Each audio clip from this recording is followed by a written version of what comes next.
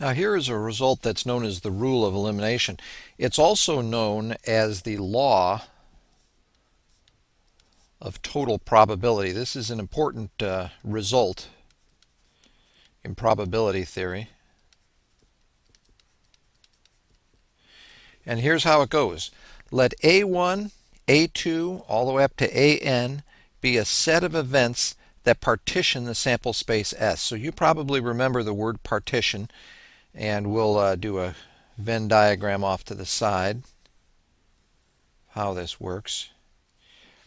If this is the event A1, this is the event A2, we can go ahead and put A3 over here, and maybe A4 right there. That's enough. If those form a partition, then two things have to happen. First of all, if you take the union of all of these, you get S, and you do in this particular Venn diagram.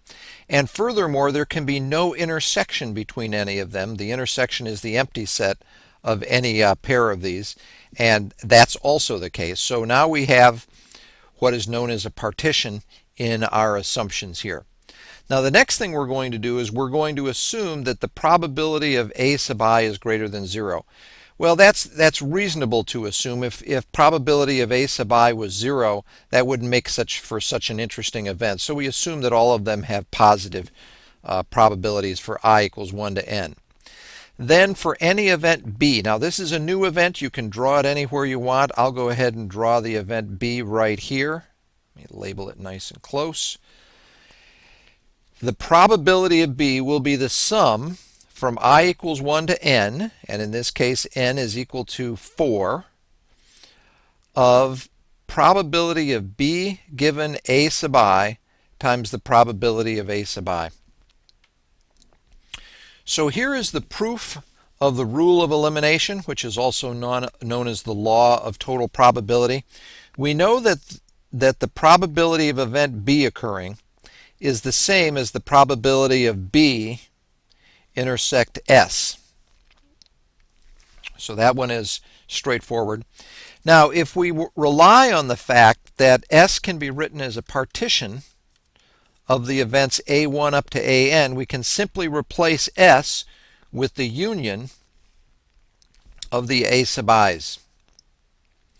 Going from this step to this step relies on what are known as the distributive laws.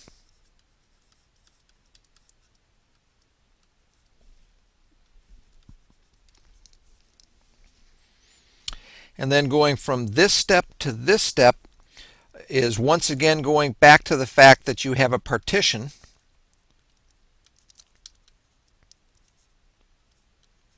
here, and which means when you have B intersect, for example, A sub 1, that's going to be this area right here.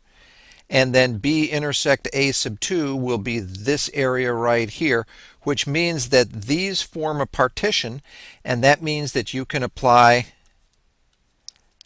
axiom 2, and you can add up the individual probabilities. Finally, the last thing we do is we apply the multiplication rule on this last step. And when you apply the multiplication rule, what you will get is probability of B given AI is times the probability of AI replaces this, and that is exactly what our result that we're proving is.